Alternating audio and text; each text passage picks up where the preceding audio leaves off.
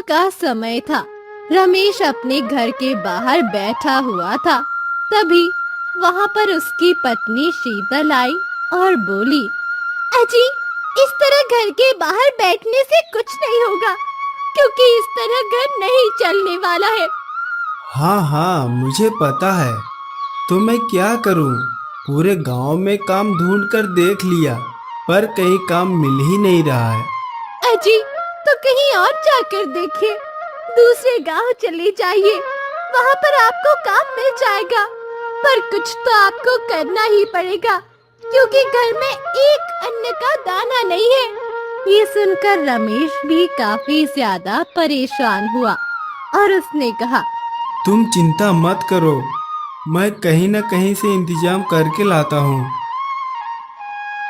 ये कहकर रमेश वहाँ से चला गया। अभी रमेश आ ही रहा था, तभी उसे गांव का चंदू मिला।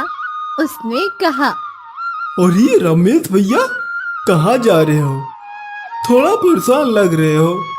अरे क्या बताऊं, कहीं काम मिल ही नहीं रहा, इसीलिए परेशान हूँ। अरे काम करने की जरूरत ही क्या है? मुझे देखो, आराम से लेटकर खाता हूँ। तुम तो लेटकर खाओगे ही, क्योंकि तुम्हारे पास खेती है, जबकि मेरे पास ना ही खेती है और ना ही जीवन।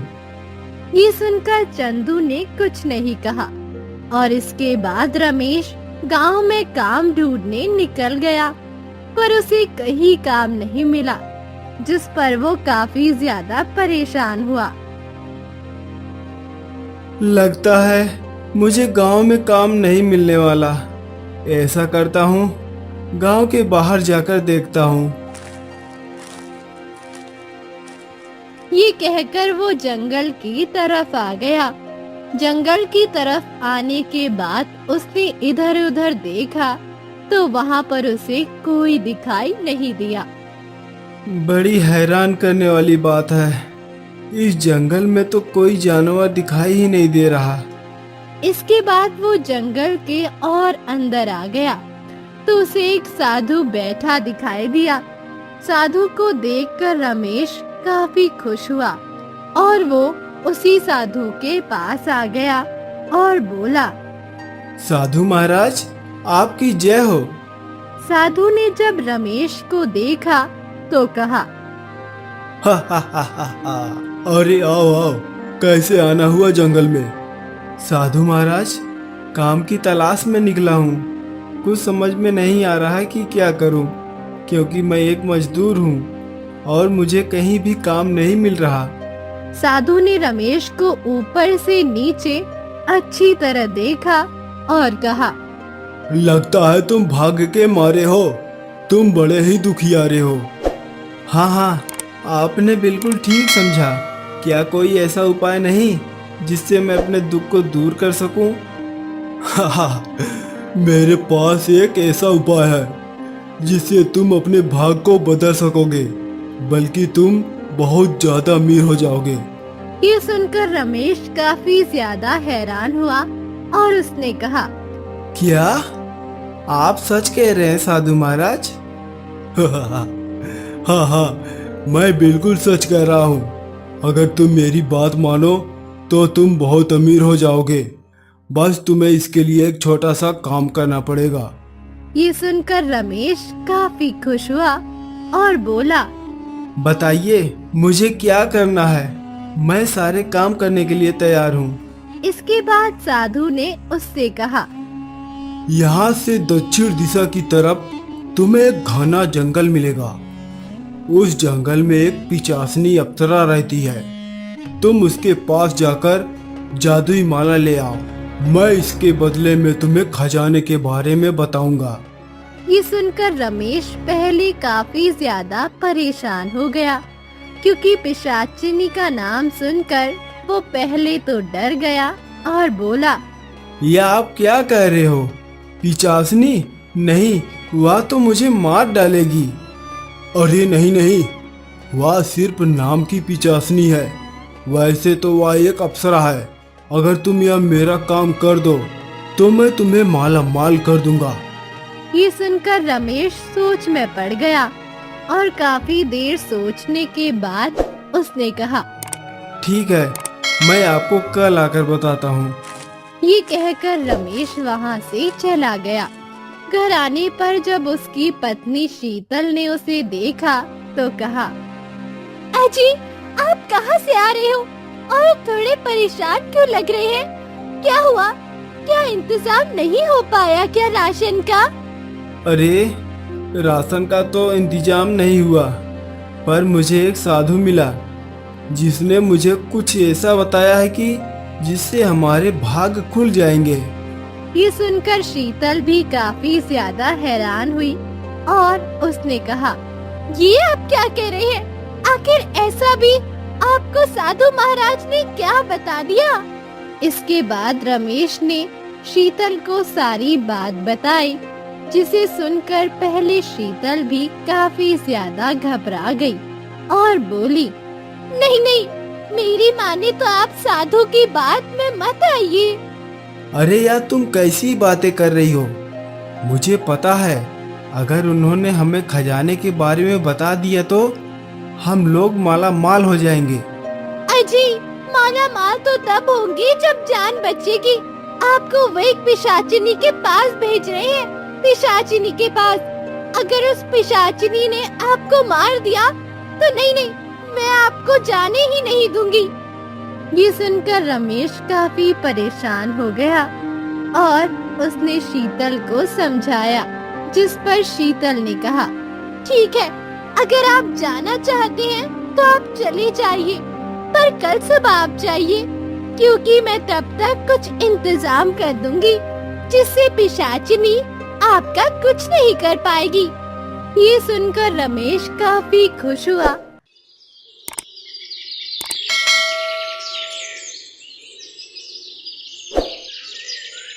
अगली सुबह शीतल रमेश के पास आई और उसे एक पोटली दी और कहा, अजी इसे हमेशा अपने पास रखना, इससे वो पिशाचिनी आपका कुछ नहीं कर पाएगी।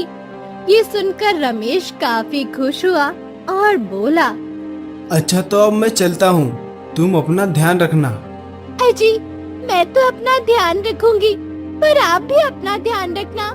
मुझे काफी ज्यादा घबराहट हो रही है। हम लोग गरीब ही सही, पर कम से कम आराम से तो रह रहे हैं। अरे तुम बिना फालतू में परेशान हो रही हो, तुम चिंता मत करो, सब कुछ सही होगा। और अगर भगवान ने चाहा तो मैं अमीर बनकर ही लौटूंगा। ये कहकर रमेश वहाँ से चला गया।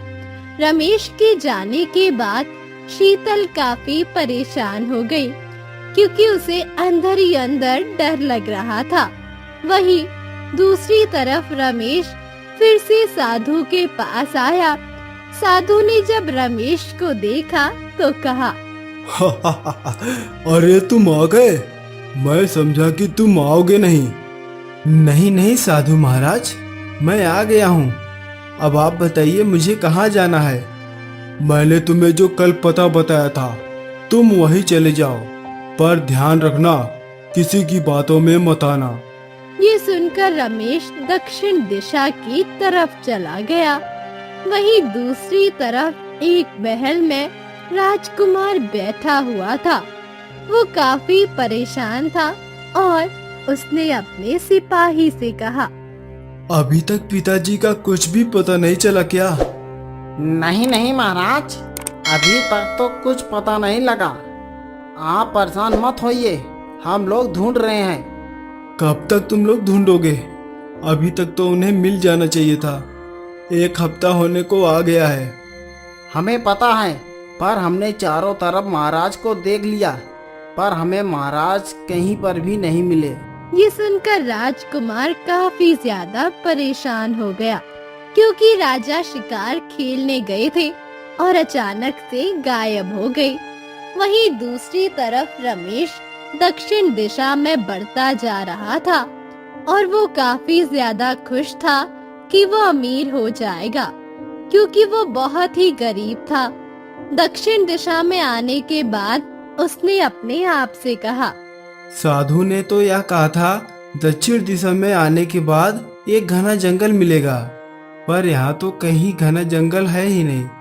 क्या मुझे और आगे जाना चाहिए? इसके बाद वो और आगे चला गया।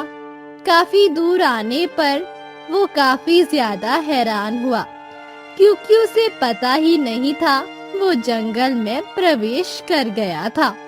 और उसने जब अपने चारों तरफ घने पेड़ देखे तो कहा, अरे यहाँ पर तो बहुत सारे घने पेड़ हैं। कहीं ऐसा तो नहीं मैं जंगल आ गया हूँ?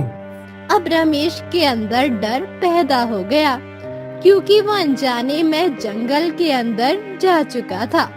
तभी अचानक उस पर किसी ने वार किया, पर वो वार से बच गया। और तभी वहाँ एक शिकारी आया और बोला, तुम इस जंगल में क्या कर रहे हो? तुम्हें पता नहीं है यहाँ कोई नहीं आता? ये सुनकर रमेश थोड़ा हैरान हुआ और बोला, तो तुम इस जंगल में क्या कर रहे हो? मैं तो यहाँ शिकार करने आता हूँ, पर ज्यादा अंदर नहीं जाता, इसलिए मैंने तुम पर वार किया जिससे तुम रुक जाओ। अच्छा, तो तुमने मुझ पर इसीलिए वार किया था? मैं यहाँ पर पिचासनी को ढूंढने आया हूँ। ये सुनकर शिकारी काफी ज्यादा घबरा गया और बोला, अरे मूर्ख, क्या मरना है जो तुम उस पिचासनी का नाम ले रहा है? उसका कोई भी नाम नहीं लेता। पर क्यों नहीं लेता है? अरे जब कह दिया ना, उसका कोई नाम नहीं लेता। लगता है तुझे अपनी जान प्यारी नहीं, इसीलिए तू यहाँ पर आ गया है। ये कहकर शिकारी वहाँ से एकदम जाने लगा। उसे इस तरह घबराया हुआ देखकर रमेश ने उसे रोका और कहा, अरे तुम कहाँ जा रहे हो? मुझे बस उस पिचासनी अप्सरा तक पहुँचा दो, तुम्हारा बहुत भला होगा। अरे नहीं नहीं, मैं तुम्हें कहीं नहीं पहुँचा सकता। और वैसे तुम्हें यहाँ भेजा किसने है? मुझे यहाँ पर एक साधु ने भेजा है। साधु का नाम सुनकर शिकारी और ज्यादा परेशान हुआ और वो वहाँ से चला गया। उसके इस तरह जाने से रमेश भी थोड़ा परेशान हुआ और उसने अपने आप से कहा, ऐसा करता हूँ, आगे जाकर और देखता हूँ। इसके बाद वो और आगे आ गया। तभी उसे एक झोपड़ी दिखाई दी। झोपड़ी को देखकर वो काफी हैरान हुआ कि भला इस घने जंगल में ये झोपड़ी। उसने सोचा शायद यही वो पिशाचनी होगी। जैसे ही वो झोपड़ी के पास पहुंचा तो उस झोपड़ी से एक बूढ़ी औरत बाहर निकल कर आई और बोली, तुम इस घने जंगल में क्या कर रहे हो? क्या तुम्हें पता नहीं इस जंगल में कोई नहीं आता? पर इस जंगल में भला कोई आता क्यों नहीं? अभी मुझे एक शिकारी मिला, वह भी यही बात कह रहा था। वहीं दूसरी तरफ राजकुमार खुद अपने पिता को ढूंढने के लिए जंगल में आए। तभी उन्हें वही साधु मिला। साधु ने जब राजकुमार को देखा तो कहा, अरे आप यहाँ पर? क्या हुआ? आप थोड़े परेशान लग रहे हो। मैं यहाँ पर अपने पिताजी को ढूंढने आया हूँ। मेरे पिताजी कहीं मिल नहीं रहे। अच्छा, तो तुम अपने पिताजी को ढूंढते हुए आए हो? मुझे वहाँ मिले थे, वहाँ कह रहे थे कि वह किसी पिचासनी को ढूंढने जा रहे हैं। पिशाचनी का नाम सुनकर वो काफी ज्यादा हैरान हुए और बोले, यह आप क्या कह रहे साधु महाराज? मेरे पिता भला किसी पिचासनी को क्यों ढूंढेंगे? अरे क्योंकि वह कह रहे थे वह अप्सरा है और वह उससे विवाह करना चाहते हैं, इसी वजह से। अब राजकुमार काफी ज्यादा परेशान हो गए कि आखिर ऐसा कैसे हो सकता है। और उन्होंने साधु से उस पिशाचनी का पता पूछ लिया और वो भी उसी जंगल की तरफ चले गए। वही साधु मन ही मन काफी ज्यादा खुश हो रहा था।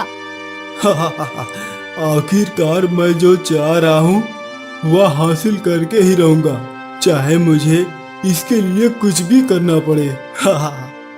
वहीं दूसरी तरफ रमेश ने उस बूढ़ी औरत से कहा, अम्मा, मुझे यहाँ पर एक साधु ने भेजा है जिससे मैं उस पिचासनी तक पहुँच सकूं। पर तुम्हें पिशाचिनी से मिलकर करना क्या है? आखिर क्यों तुम इस पिशाचिनी से मिलना चाहते हो? क्योंकि उससे मिलकर मुझे जादुई माला चाहिए, इसीलिए। ये सुनकर बूढ़ी औरत ने कहा, तुम यहाँ से चले जाओ, इसी में तुम्हारी भलाई है, क्योंकि उस साधु ने तुम्हें बेवकूफ बनाया है। ये सुनकर रमेश काफी हैरान हुआ और बोला, ये आप क्या कह रही हैं? ऐसा कैसे हो सकता है? यही सच है, तुम मानो या मत मानो, यहाँ पर बहुत सारे लोग आ चुके हैं उस माला को लेने, पर कोई भी जीवित वापस नहीं जा सका। कुछ दिनों पहले यहाँ एक राजा भी आया था। ये सुनकर रमेश को कुछ समझ नहीं आ रहा था कि वो क्या करे, और उसने उस बूढ़ी औरत से कहा, चाहे कुछ भी हो, मुझे बस आप वहाँ का पता बता दीजिए, जहाँ पर वह पिशाचनी अप्सरा रहती है। मैं वहाँ पर जाना चाहता हूँ। रमेश के ज्यादा कहने पर बूढ़ी औरत ने कहा, अगर तुम जाना चाहते हो तो जाओ, मैं तुम्हें नहीं रोकूंगी, क्योंकि किसी ने भी मेरी बात नहीं मानी थी। जो कोई भी इस जंगल में आता है वो उसी माया में फंस जाता है, और मुझे पता है तुम भी मेरी बात नहीं मानोगे। आप मुझे बातों में मत उलझाइए, बस उसका पता बता दीजिए। इसके बाद बूढ़ी औरत ने रमेश को पिशाचनी अप्सरा का पता बता दिया, और वो जंगल में और अंदर चला गया। तभी उसे गुफा दिखाई दी। गुफा को देखकर उसने अपने आप से कहा, लगता है यही गुफा है जिसमें वह पिशाचनी रहती होगी। हे भगवान, मेरी रक्षा करना। इसके बाद वो धीरे धीरे कदमों से गुफा की तरफ बढ़ने लगा। दूसरी तरफ शीतल काफी ज्यादा परेशान थी। उसका मन काफी ज्यादा विचलित हो रहा था। हे भगवान, मेरे पति की रक्षा करना। पता नहीं क्यों वो साधु की बात में आ गए। मैंने मना किया, फिर भी वो मेरी बात नहीं मान रहे। बस उनकी रक्षा करना भगवान। ये कहकर शीतल काफी ज्यादा परेशान हो गई। उसे तो कुछ समझ ही नहीं आ रहा था। वहीं दूसरी तरफ रमेश धीरे धीरे गुफा के अंदर जाने लगा। तभी अचानक उसे एक सुरीली आवाज सुनाई दी। क्या तुम मुझे ढूंढ रहे हो? आवाज को सुनकर जैसे ही रमेश ने पीछे देखा तो वहाँ पर एक सुंदर सी औरत खड़ी थी। औरत को देखकर वो समझ गया यही वो पिशाचनी है, और उसने कहा, हाँ, तुमने ठीक कहा, मैं तुम्हें ही ढूंढ रहा था। ये सुनकर वो अप्सरा पिशाचनी मुस्कुराई और बोली, पर तुम मुझे क्यों ढूंढ रहे थे? मुझे यहाँ पर बहुत सारे लोग ढूंढने आते हैं। क्या तुम मुझे पसंद करते हो? नहीं नहीं, मैं यहाँ पर वह मोतियों की माला लेने आया हूँ जो जादुई है। ये सुनकर पिशाचिनी मुस्कुराई और उसने एक माला रमेश को दिखाते हुए कहा, क्या तुम इसी माला की बात कर रहे हो? माला को देखकर रमेश ने कहा, हाँ, मैं इसी माला की बात कर रहा हूँ। अच्छा, अगर तुम्हें ये माला चाहिए है तो तुम्हें मेरी बात माननी होगी, तभी मैं ये माला तुम्हें दूंगी। ये सुनकर रमेश थोड़ा परेशान हुआ। वहीं दूसरी तरफ राजकुमार ने सिपाही से कहा, तुम वापस से महल चले आओ, मैं यहाँ से अकेला अपने पिताजी को ढूंढने जाऊंगा। या आप क्या कह रहे हैं राजकुमार? अगर आपको कुछ हो गया तो मैं आपके साथ चलूंगा। नहीं नहीं, तुम महल में जाओ और एक सेना को तैयार करो। अगर मैं कल तक लौट कर नहीं आऊं तो सेना लेकर आ जाना। ये सुनकर सिपाही वहाँ से चला गया और राजकुमार ने अपने आप से कहा, मैं अपने पिता को लेकर ही लौटूंगा, चाहे मुझे उस पिशाचनी को मारना ही क्यों ना पड़े। ये कहकर राजकुमार उसी जंगल के अंदर चला गया। जंगल के अंदर आने पर वो भी काफी परेशान था, क्योंकि वो बड़ा ही घना था। यह जंगल तो बड़ा ही घना लग रहा है। आखिर पिताजी को यहाँ आने की जरूरत ही क्या थी। हे भगवान, मेरे पिताजी की रक्षा करना। राजकुमार धीरे धीरे जंगल में आगे बढ़ रहा था। वहीं दूसरी तरफ रमेश ने पिशाचिनी से कहा, बताओ मुझे क्या करना है, किस प्रकार मुझे यह माला दोगी। बस अपना दिल निकाल कर मेरे हाथ में रख दो और ये माला ले जाओ। ये सुनकर रमेश पूरी तरह डर गया और उसने कहा, या तुम क्या कह रही हो। अगर मैं अपना दिल तुम्हें दे दिया तो भला मैं माला कैसे ले पाऊंगा। फिर तो मैं मर ही जाऊंगा ना। अरे इतनी आसानी से भला ये माला मैं तुम्हें कैसे दे दूं? अगर माला चाहिए तो अपना दिल दे दो मुझे। ये कहकर वो एक भयानक रूप ले लेती है, जिसे देखकर रमेश बुरी तरह घबरा गया। अरे ये क्या हो गया, अब मैं क्या करूं। हे भगवान, मेरी रक्षा करो, वरना यह मुझे मार डालेगी। रमेश काफी ज्यादा घबरा गया। उसे कुछ समझ नहीं आ रहा था कि वो क्या करे। वही पिशाचिनी धीरे धीरे रमेश की तरफ बढ़ने लगी और बोली, तूने क्या समझा? इतनी आसानी से तू ये माला ले जाएगा? यहाँ पर तेरे जैसे बहुत सारे लोग आए हैं और सभी को मैंने मौत की नींद सुला दिया है। ये सुनकर रमेश और भी ज्यादा घबरा गया और बोला, नहीं नहीं, मुझे जाने दो, अब मुझे कुछ नहीं चाहिए है। नहीं नहीं, अब तू कहीं नहीं जा सकता। जो एक बार मेरी गुफा के पास आ जाता है वो वापस लौटकर नहीं जा पाता। ये कहकर पिशाचिनी ने अपने नाखून बड़े कर लिए और जैसे ही उसने रमेश पर वार करना चाहा, वैसे ही रमेश को शीतल की पोटली याद आ गई और उसने एकदम पोटली में से भभूति निकाली और पिशाचिनी के ऊपर डाल दी, जिससे पिशाचिनी बुरी तरह चिल्लाने लगी। ये तूने क्या डाला है मेरे ऊपर? मैं तुझे छोड़ूंगी नहीं, मार डालूंगी। ये कहकर वो रमेश के पीछे भागने लगी। वही रमेश भागता हुआ जंगल से बाहर आने लगा और अचानक किसी से टकराया तो वहाँ पर वही राजकुमार था। राजकुमार ने रमेश को देखा तो कहा, क्या हुआ, तुम इतने परेशान क्यों लग रहे हो। यहाँ से जल्दी चलिए, वरना वह पिशाचनी आपको मार डालेगी। तुम किस पिशाचनी की बात कर रहे हो। तभी वहाँ पर वही पिशाचनी आई और उसने कहा, अच्छा, तो एक और शिकार आ रहा है यहाँ पर। ये तो बड़ी अच्छी बात है। आज का दिन मेरे लिए बहुत ही खास है। जब राजकुमार ने उस पिशाचिनी को देखा तो वो समझ गया कि उसके पिता इसी पिशाचिनी के लिए आए थे और उसने कहा, मेरे पिताजी कहाँ है, बताओ। वह यहीं पर आए थे तुम्हें ढूंढते हुए। ये सुनकर पिशाचिनी जोर जोर से हंसने लगी।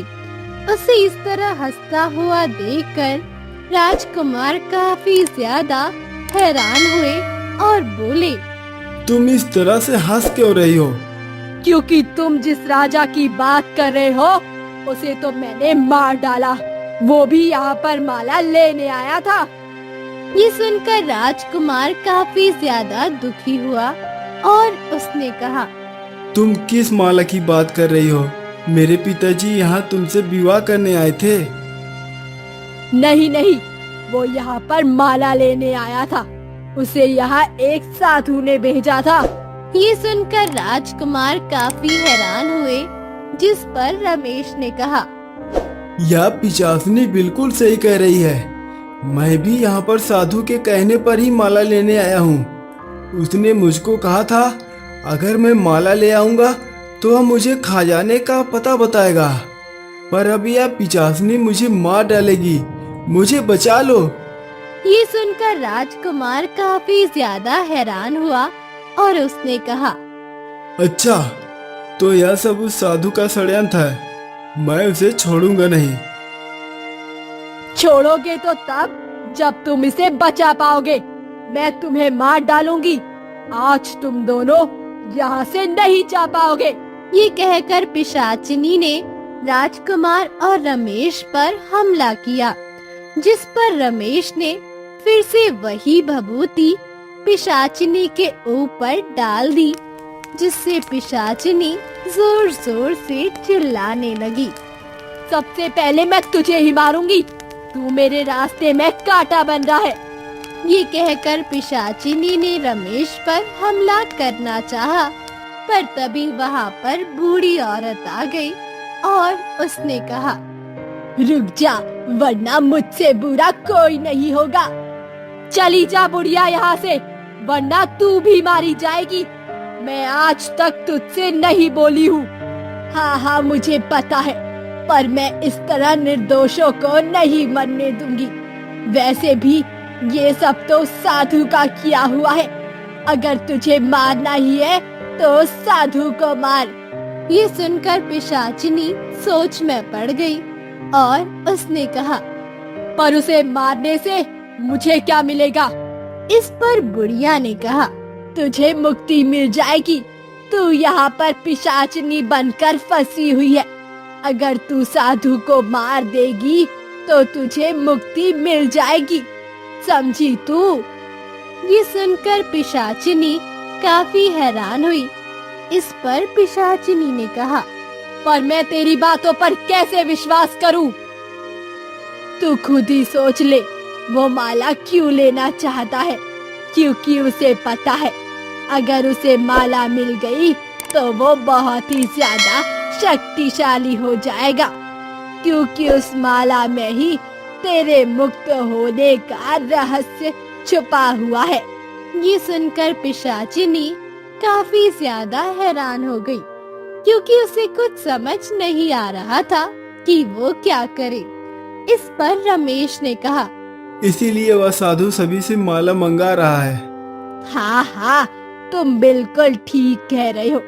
इसीलिए मैंने तुम्हें रोका था, क्योंकि अगर तुम यहाँ आए तो तुम मारे जाओगे। और सभी को समझ आ चुका था ये सब साधु बाबा ही कर रहा है।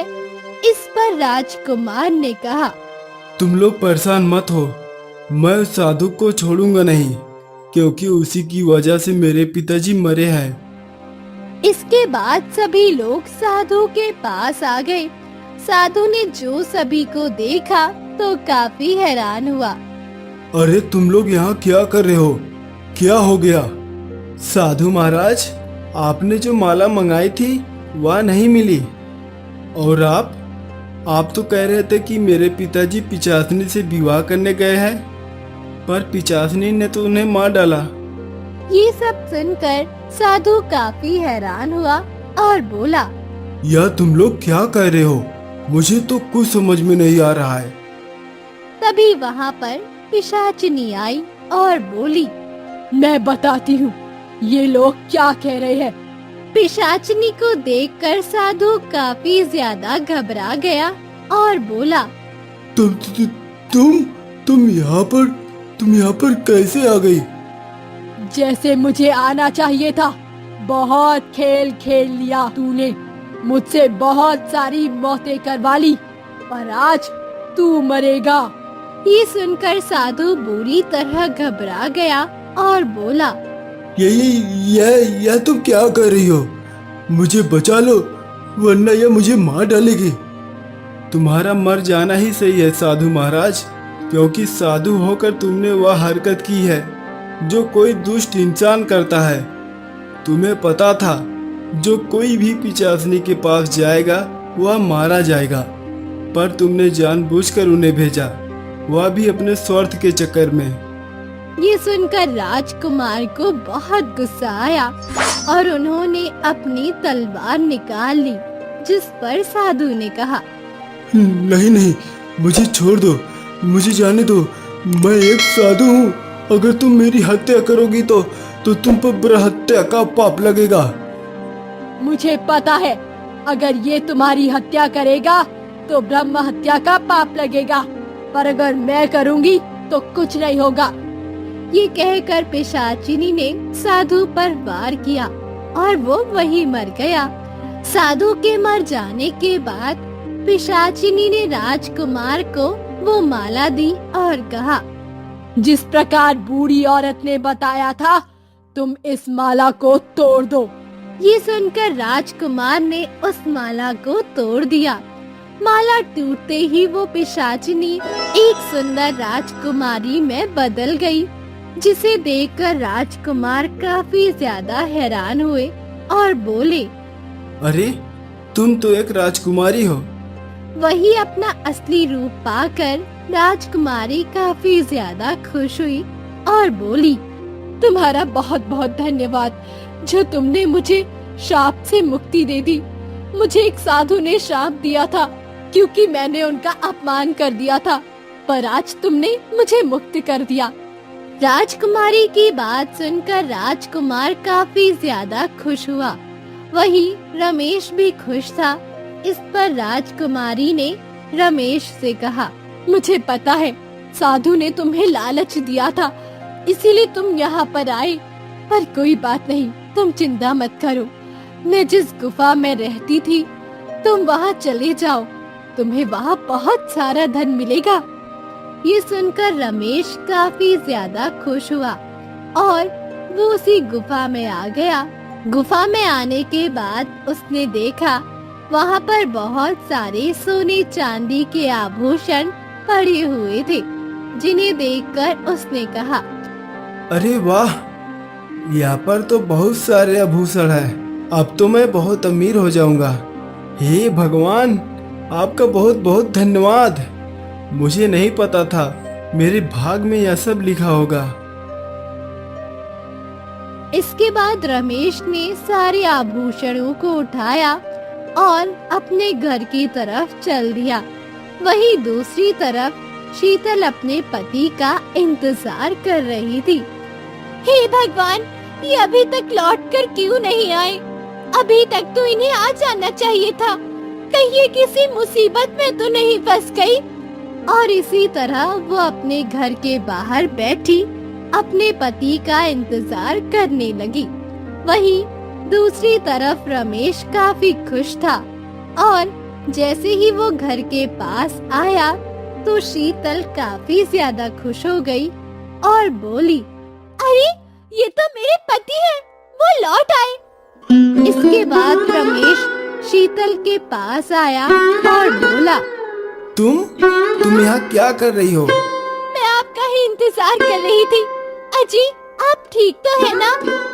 हाँ, मैं बिल्कुल ठीक हूँ। यह सब तुम्हारी वजह से ही हो पाया है। अगर तुमने मुझे वह भभूति ना दी होती तो उस पिचासनी से मैं कभी नहीं बच पाता। इसके बाद रमेश ने शीतल को सारी बात बताई, जिसे सुनकर शीतल ने कहा, अजी, ये तो अच्छा हुआ कि राजकुमार ने आपको बचा लिया, पर अब आप कभी भी किसी साधु की बात में नहीं आना। हाँ, तुमने ठीक कहा, पर जो भी हो, आज उस पिचासनी की वजह से हमारा भाग बदल गया। मुझे नहीं पता था कि हमारे भाग में इतना धन लिखा होगा।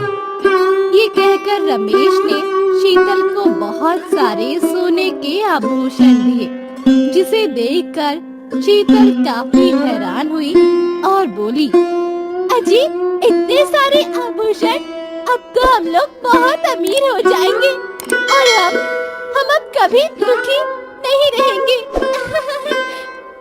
हाँ, तुमने सही कहा। मैंने तुमसे कहा था ना कि मैं अमीर होकर ही लौटूंगा।